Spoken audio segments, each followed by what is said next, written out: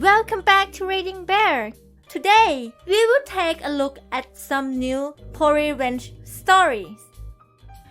And if you enjoyed my content, please don't forget to subscribe to my channel and post some bear emojis in the comments. Let's go! The first one is titled, Hit on an Army Officer's Wife? Get demoted and relocated. My wife recently started a job at the check-in desk at a downtown 5-star hotel. One of her shift supervisors is a relatively young Lebanese guy, let's call him Douche Nozzle DN. DN is a typical Jersey Shore-looking wannabe. He's got greasy hair, immaculately groomed 3-day growth and tan skin. The funny thing is he is also pudgy and overweight, so the whole look just comes across as sad. I've met him a few times and he is smarmy, arrogant and treats his staff like shit. Anyway, from day one he started hitting on my wife.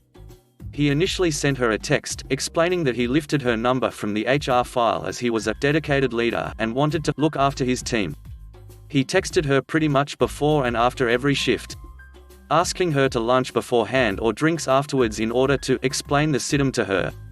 These texts later devolved to telling her to sleep well and lots so you can be fully refreshed at work, explaining that he wanted her looking angelic like you always do.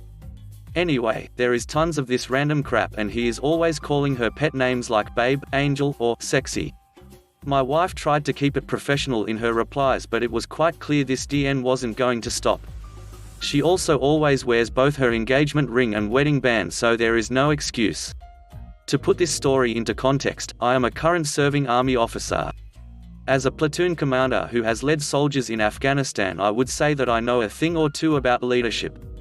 So his claim that he was just being a dedicated leader just seemed pathetic.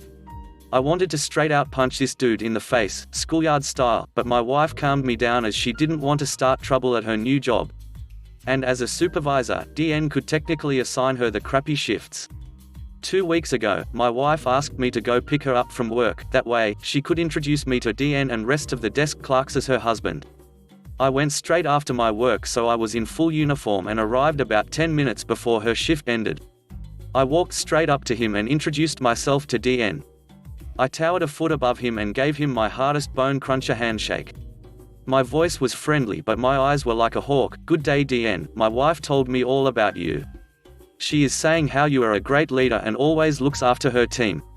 He reddened, mumbled something about being busy and walked away. I stared at him all the way as he exited the room. My wife and the rest of her team all burst out laughing. Pathetic. A few days after this incident, my wife gets an email from DN with upper management CC'd. DN works with her every day, so the only reason why he would send her an email in lieu of just telling her would be because he wanted her to get into trouble from the bosses. The email explained that employees are forbidden from having personal visits during work hours as it might reflect badly on the hotel. If she was to have someone pick her up, that I should wait in the loading area at the back of the hotel. What the hell? I was super upset now.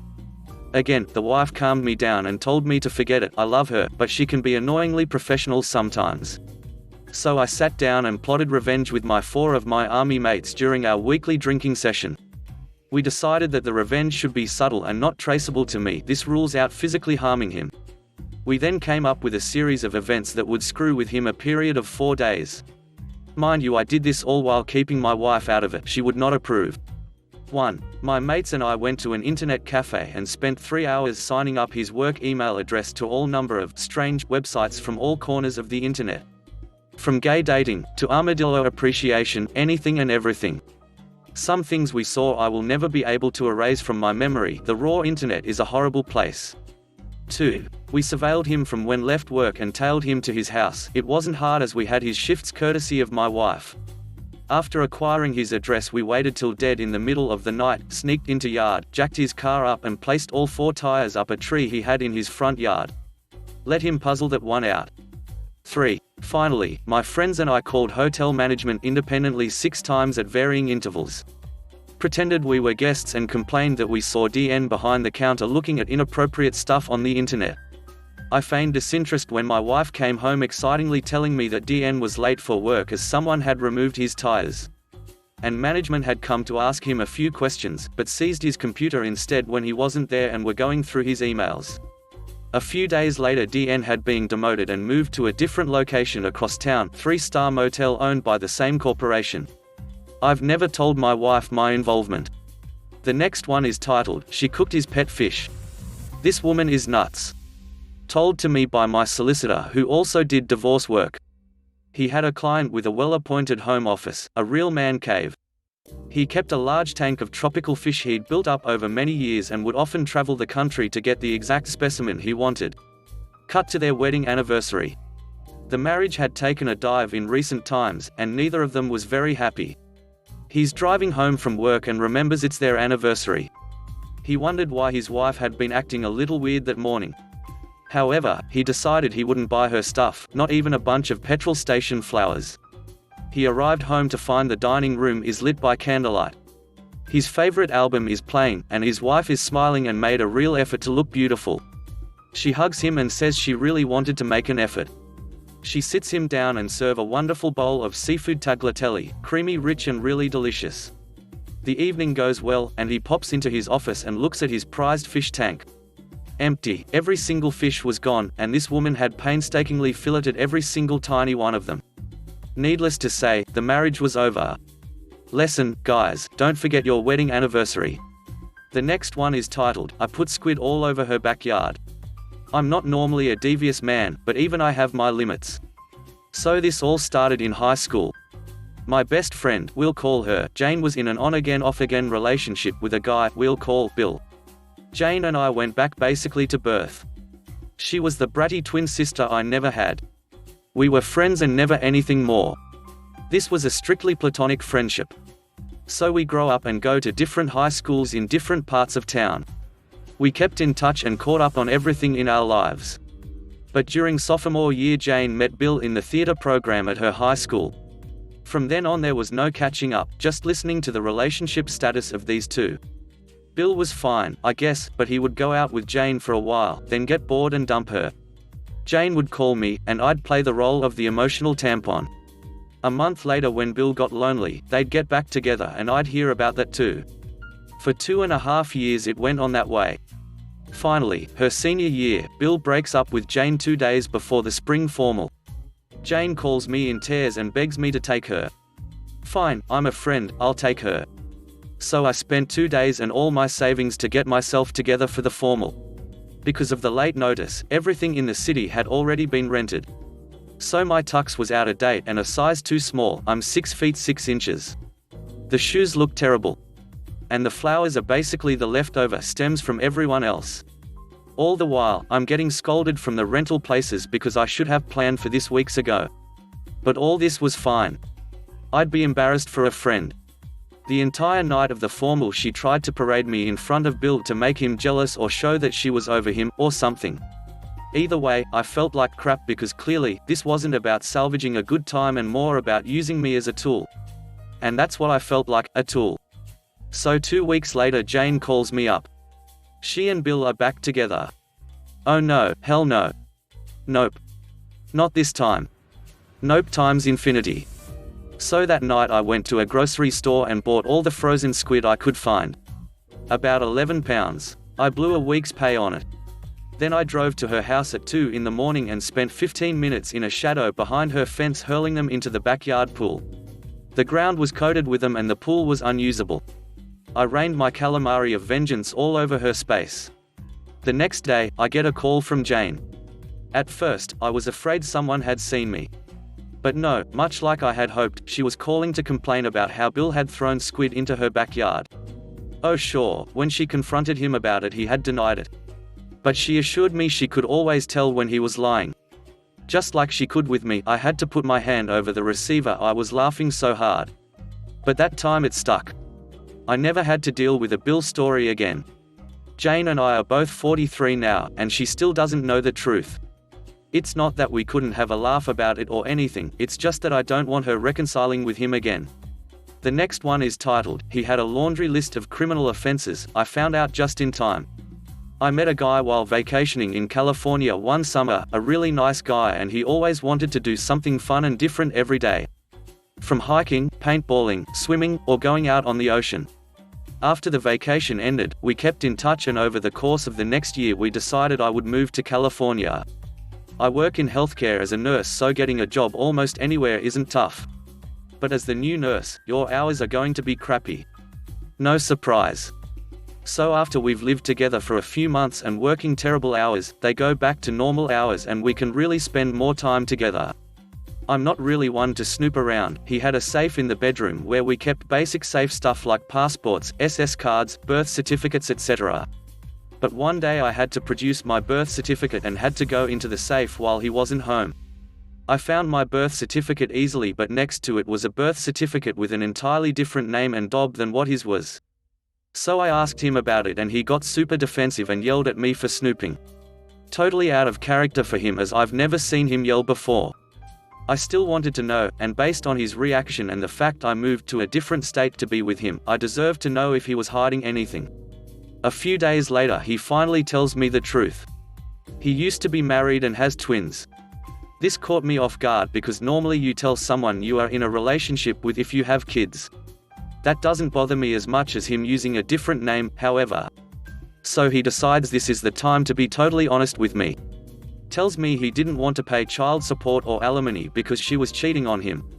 But he couldn't prove it in court and he believed the kids weren't his, even though he also admitted they did a paternity test and he's the father. So he simply started using his old friend's name and information that he for some reason had after they were college roommates. So many red flags are now flying. Why did he have his roommate's birth certificate and social security number? He never did answer that, and googling the name never did turn anything up. Then he decided to admit he's been cheating on me ever since I moved out here, since we are being honest, and he finally could share his life with someone. So I moved out that very night to sleep on another nurse's couch. He, however, refused to leave me alone and eventually started to threaten me over the phone. Big mistake, you just admitted to skipping out on child support, alimony, court orders, and identity theft. I started looking up his hometown and state, one thing he didn't seem to lie about, and found public records of his divorce and tracked down his ex-wife on Facebook. After she finally responded about a week later, she confirmed from pictures it was him and was really interested in knowing where he was. Turns out he not only skipped out on child support and alimony, but he also stole her car years ago when he left. I mildly kept in touch with him, telling him I needed time to figure it all out before we could try again. About 2 months later, he was arrested and began proceedings to get him transported back to his home state. He did call me from jail for about a week, but I refused to pay for the calls. He then had his attorney contact me, and I told his attorney that if he ever contacted me again I'd call the cops for harassment.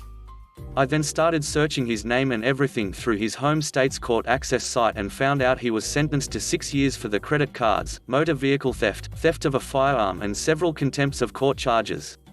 I kept in contact with the ex-wife for a bit. She was thankful they finally found him. Also, for a bit more on top of it all, it turns out once he gets out of prison in his home state, he will be arrested and charged for the stuff that they uncovered and figured out in California over the past few years. Turns out he also did a good amount of credit card fraud out there. So don't threaten to smash someone's face in for breaking up with you if you are committing identity theft and are on the run from child support. The last one is titled, "She wanted all the gifts so she could return them."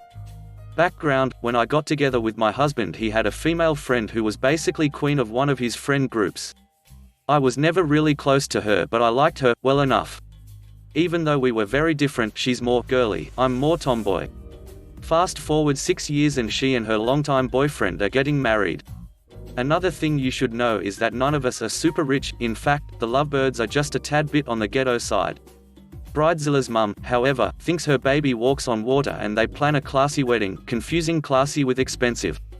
Thus begins the horror of the year plus engagement, or as I like to call it, the money grab. These people have been living together for going on 7 years, but they are going for the full white wedding. By full I mean 2 engagement parties, one with an addendum that no gifts are to be purchased, instead we should bring cash for the money tree. 2 bridal showers, including another money tree, out-of-town bachelorette party, a bridesmaid's tea at a fancy tea shop, where the bridesmaids paid as a gift to the mother of the bride. Various ladies' nights where whichever poor girls showed up were slave labor for enforced craft time, like making favors and tying 200 ribbons for hand-engraved invitations. Not to mention they were all potluck and BYOB, so we didn't even get free food because Bridezilla can't even throw together some cheese and damn crackers. At this time my husband and I were really struggling financially, so this constant spending was hard and the guilt was constant. Oh mermaids_singing. I made you one of my 12 bridesmaids out of respect for your relationship with my oldest friend. What do you mean you can't take 2 unpaid days off of work and spend $500 for my weekend-long bachelorette party? Cue tears and phone calls to my husband and other bridesmaids asking why I don't like her. I learned that due to the honor of being one of 12 bridesmaids, I would be forced to spend $275 on an ugly navy effing blue rayon monstrosity from one of the city's most expensive bridal salons. What the hell? It was the definition of never wearing argan and probably cost $2 to make in China. And we had to find navy blue pumps to go with it.